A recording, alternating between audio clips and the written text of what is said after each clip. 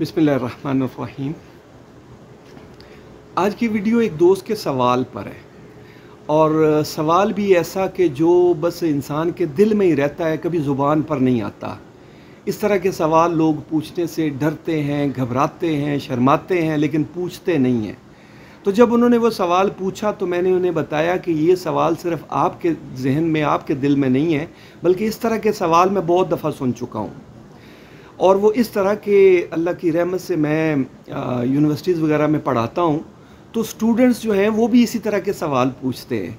वो करीब आते हैं, सरगोशी में पूछते हैं, या कोई लिख कर देते हैं, या को कहते हैं कि ये एक मेरे किसी फ़लाँ दोस्त ने, किसी कज़न ने पूछा है तो उसका जवाब बता दे, क्योंकि डायरेक्ट नहीं पूछते।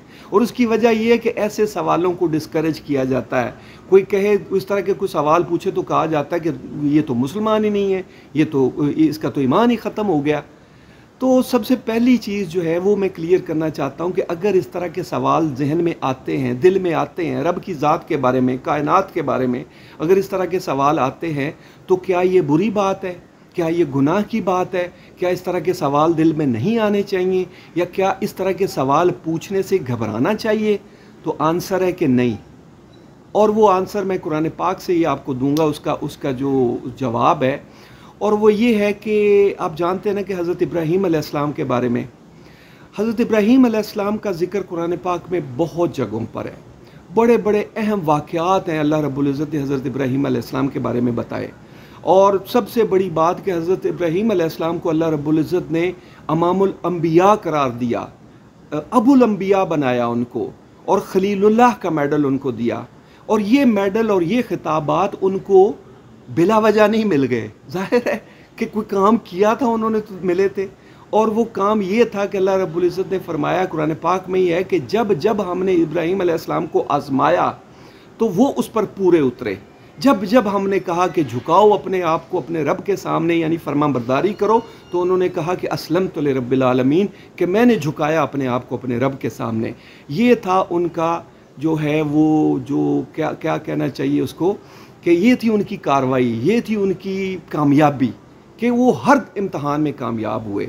तो उन्हीं हज़रत इब्राहीम अलैहिस्सलाम के बारे में जिन्होंने आग में छलांग लगा दी थी, जिन्होंने अपने बेटे के गर्दन पर छुरी चला दी थी, और जो अपने घर वालों को बंजर वीरान वादी में छोड़ कर आ गए थे रब के हुक्म पर, उन्हीं के बारे में अल्लाह रब्बुल इज़्ज़त ने कुरान पाक में सूरह बकरा में फरमाया है कि उस बंदे ने, इब्राहीम ने एक दफ़ा पूछा था कि ए मेरे परवरदिगार, आप मुझे ये दिखा दीजिए कि आप मुर्दों को ज़िंदा कैसे करेंगे।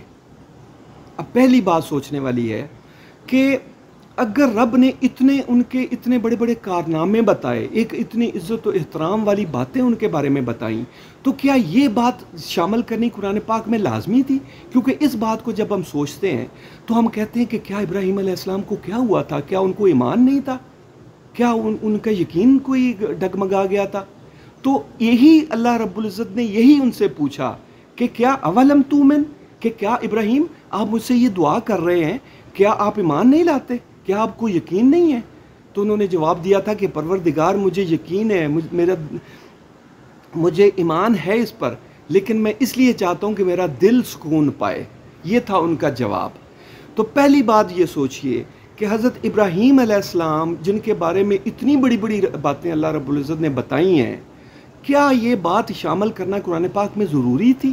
क्योंकि ये बात जब हम पढ़ते हैं तो हमारा जो एक, समझ लीजिए, कोई यानी हमारा एहसास थोड़ा सा बदल जाता है कि इब्राहीम अलैहिस्सलाम ने क्यों पूछा, ये तो नहीं पूछना चाहिए था उनको। लेकिन रब ने ये कुरान पाक से बात नहीं निकाली, बल्कि इसको शामिल किया, हमें बताया। और बताने का मकसद ये था कि देखो, अगर हज़रत इब्राहीम अलैहिस्सलाम के दिल को सुकून चाहिए था तो सुकून तुम्हें भी चाहिए। अगर इब्राहीम अलैहिस्सलाम ये यकीन करना चाहते थे कि मैं ये देखूं कि कैसे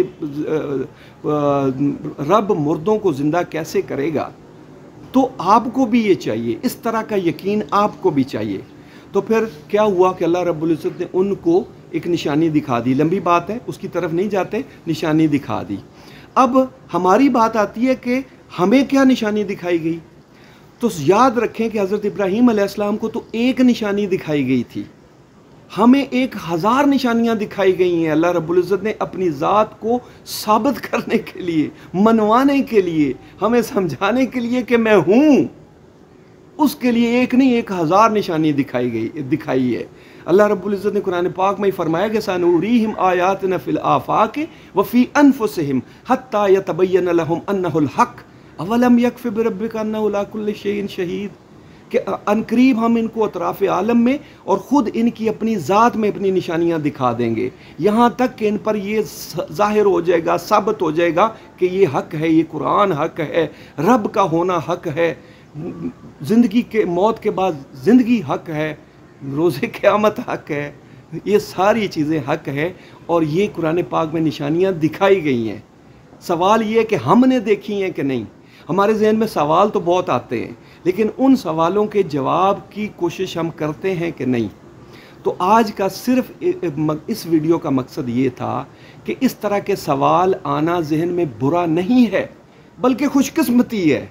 खुशकिस्मती है उस इंसान की जिसके दिल में इस तरह के सवाल आएँ, यानी उसका मतलब ये होता है कि वो रब की ज़ात को तलाश करने की कोशिश कर रहा है, वो परवरदिगार को ढूंढ रहा है। अभी के लिए इतनी बात कि इस तरह के सवाल जहन में आना, दिल में आना बुरा नहीं है, इनका पूछना बुरा नहीं है। अगर पूछना बुरा होता तो अल्लाह रब्बुल इज़्ज़त कुरान पाक में इब्राहीम अलैहिस्सलाम का ये वाक़या शामिल ना करते, राइट। इसमें बुराई नहीं है।